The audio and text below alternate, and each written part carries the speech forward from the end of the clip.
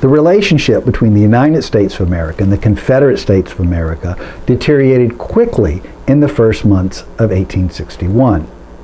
At the time, President James Buchanan continued in office.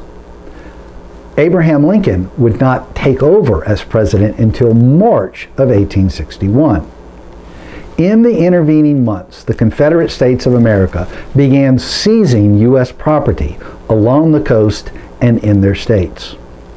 The vast majority of this property were forts, defense networks, that taxpayers of the United States of America paid for, bought, built to defend the United States of America against a foreign attack. The Confederate States of America simply claimed that property as their own and refused to pay the United States any compensation. James Buchanan, as president, let it happen. When Abraham Lincoln took office, he said no more. He ordered federal troops to hold their ground, to defend the United States of America against Southern aggression. This came to a head at Fort Sumter in South Carolina. Here you see both a Google map and an aerial photo of the fort. Fort Sumter was built on a barrier island outside of a bay leading in to Charleston, South Carolina. This was a strategic position that could defend South Carolina against a foreign attack. It was a very expensive project to build and maintain by the United States of America to protect one of its states. When South Carolina seceded, it demanded control of this fort. U.S. military officers under the flag of the United States of America held their ground as South Carolina attacked and took control of the fort. This was the first shots fired in an American Civil War. The Confederate States of America decision to attack the United States of America was not a very bright decision. We can see this by looking at the statistics of both the Union and the Confederate States. Population-wise, the United States of America had 22 million inhabitants, while the Confederate States of America had 5.5. Not hard to see that this is a mismatch, that the United States of America was bigger and stronger, and that the Confederate States of America were a peon. That 22 million population allowed the United States of America to call up 2.9 million men to serve in the Civil War. The Confederate States of America could only call up 1.2 million men to serve. Union soldiers also served longer. 1.5 million were able to enlist for 3-year terms, whereas in the South, only 800,000 men enlisted for 3-year terms. The United States of America, the greater population, allowed them to have more veterans on the battlefield serving for longer period of time, whereas many of the Confederate soldiers believed that they were going for a year and then they could return to their families. That simply didn't happen as the war dragged on. Looking at railroad mileage, 71% of the railroad miles were in the United States of America. Only 29% of the railroad miles were in the Confederate States of America. The United States of America, the states in the North, had done a better job of promoting the new technology of railroads. This gave the United States military a significant advantage when it moved troops, moved supplies in order to win on the battlefield. The southern states, the Confederate States of America, had done a poor job of adopting railroad technology, and they were at a disadvantage on the battlefield because of it. The banking industry was also heavily concentrated in the United States of America. The United States of America had 87% of the banks. The Confederate States of America only had 13% of the banks. This goes back in history. The northern states had been the more commercial states. They were the ones who regulated shipping between Europe and the United States. The southern states had made a decision to focus on plantation agriculture. That's how they would make their riches. And so that decision, made generations earlier, came back to haunt the southern states of America, because many southern planters still owed debt to northern banks. This made the war unbearable for southern plantation life. Another deficit came in firearms. For every 32 firearms in the United States of America, there was only one firearm in the Confederate States of America. The United States of America simply outgunned the Confederate States of America. The United States of America had better weapons and more of them. The United States was a growing military power. The Confederate States of America was a peon. One of the most shocking statistics is looking at food production. Historians like to make a big deal about the sectorial differences between North and South. That the northern part of the country was a commercial area. That the northern part of the country was adopting industrialization. The southern part of the country was agricultural. This would lead one to believe then that the South could feed itself, but it couldn't. The South was literally biting the hand that fed it. When you look at corn production, 50% of the corn production was in the United States of America, 50% in the Confederate States of America. But what about wheat? 80% of the wheat was grown in the United States of America. Only 20% of the wheat was grown in the Confederate States of America. 88% of the oats, the food needed for horses and cows, 88% of the oats grew in the United States of America. Only 12% of the oats grew in the Confederate States of America. The Confederate States of America grew cash crops. They used their agricultural productivity to grow crops like tobacco and sugar and cotton. They sold that on the global markets and then used the proceeds to buy food from the United States of America. And so the southern states simply could not feed themselves as the war went on. They were not in a position. So if one were to look then impartially, objectively, without emotion at these statistics, you can see quite clearly that the United States of America, the Union, was in a much better position when this war started, and that the Confederate States of America didn't really stand a chance as the war dragged on. Most of the Southern strategy in the Civil War rested on their self-image. They had an idea of who they thought they were, and they had an idea of who they thought their opponents were. They thought that they were honorable and brave, and that all the stories in the history book told about how honorable and brave people won battles. The Bible tells how Joshua overcame the greater forces of the Canaanite cities, that God was on their side and God would lead their armies into victory. The Southerners believed that God was on their side. They were fighting a noble cause, an honorable cause. They were defending their way of life, their freedom, the freedom to own Negro slaves, the freedom to practice white supremacy. That is what God wanted of them. They were carrying out a great experiment in the history of the world, and they were going to win. Their opponents, however, were weak and cowardly. Their opponents were lawyers and politicians, and they didn't understand the value of the land. The people in the North lived in cities, they had factories, they were bankers, they were traders. They weren't like the great patricians of the Roman Republic, or they weren't like the great landowners in the Greek city-states.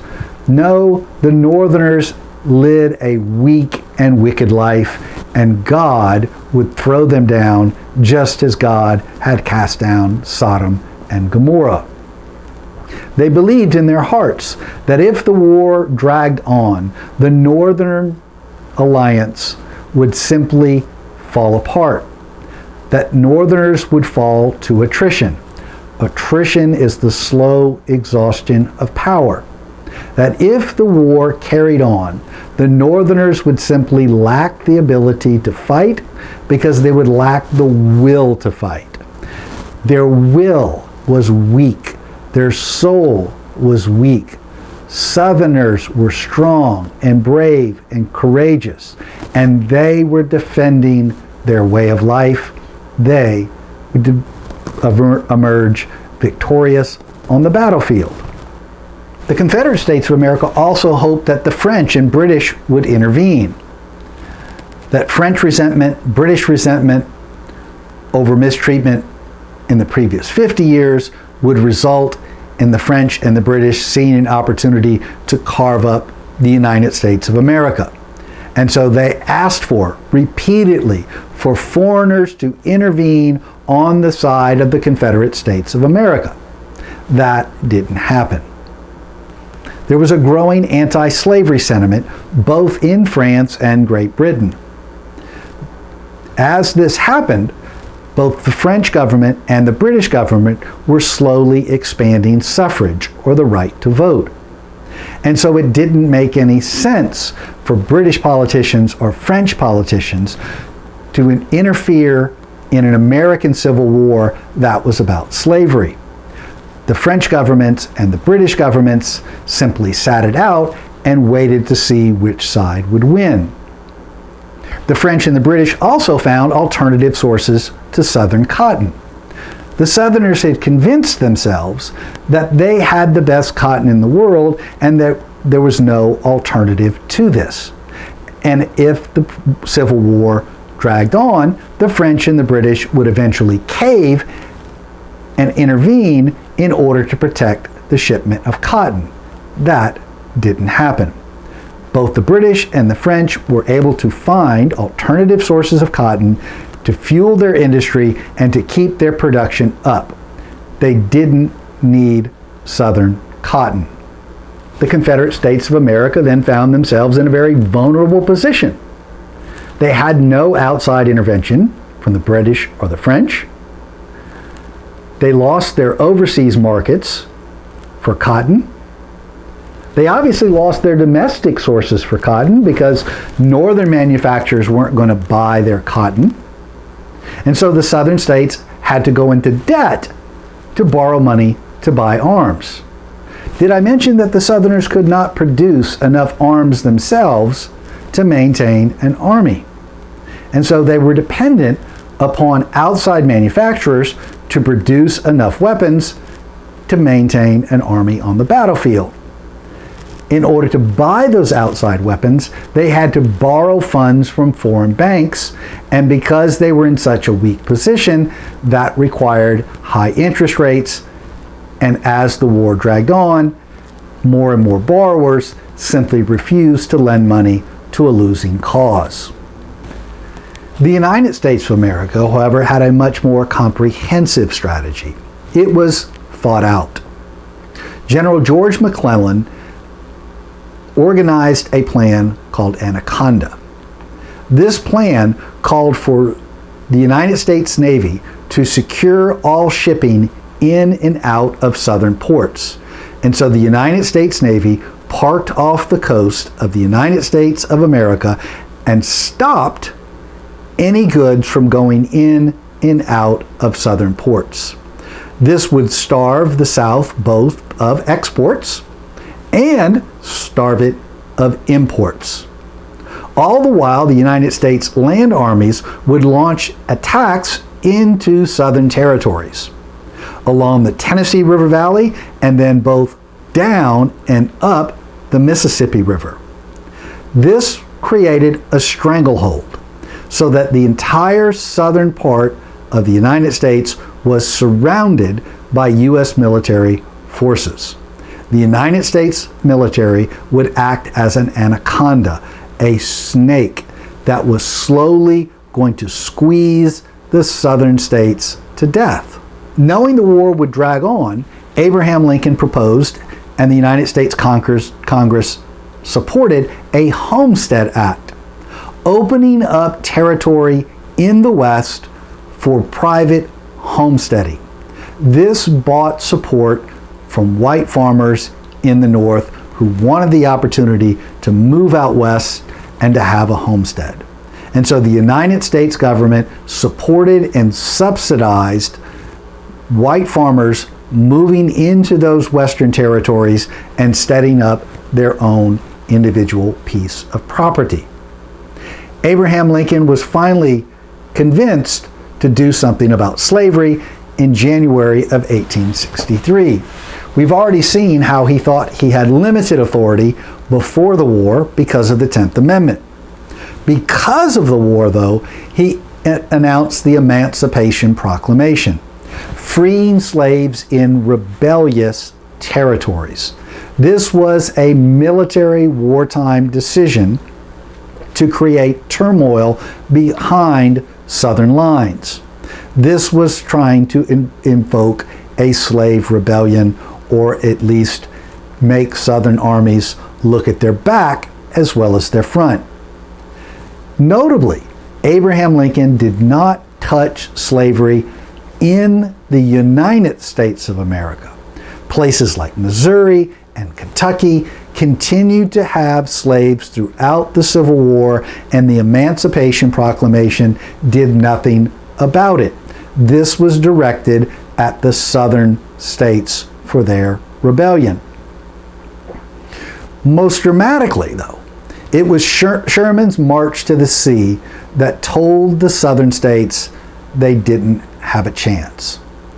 Sherman started in the Tennessee River Valley and then marched down to the coast of southern Georgia. On the way, he passed through places like Atlanta. This picture shows what happened to Atlanta. Sherman set the South on fire. Now, this was a very narrow and targeted march. It was not across the South, but it showed quite clearly that if the United States of America wanted to exert its military might, there was nothing the South could do to stand in its way. The United States also attacked the capital of the Confederate States of America, Richmond, Virginia, and this shows what the United States of America did to Virginia. The Confederate armies could not advance sustainably in the northern part of the... Ironically then, it was the South that lost the will to fight first. This was a war of attrition. Both sides suffered during the war. It was a slow exhaustion of power for 4 years. But at the end of the war, it was the South who capitulated. The South who raised the white flag. The last flag to fly over the Confederate States of America was the white flag of surrender. And so at Appomattox, General Lee surrendered, gave up his army to General Ulysses S. Grant. April 9th, 1865. The Civil War came to an end. The United States of America defeated the Confederate States of America for sovereignty over the continent. There would be one nation unified under the flag of the United States of America, and it would be a federal union. It settled the issue of whether states had the right to secede. They didn't. When they rose up in rebellion, they got beat by the United States of America.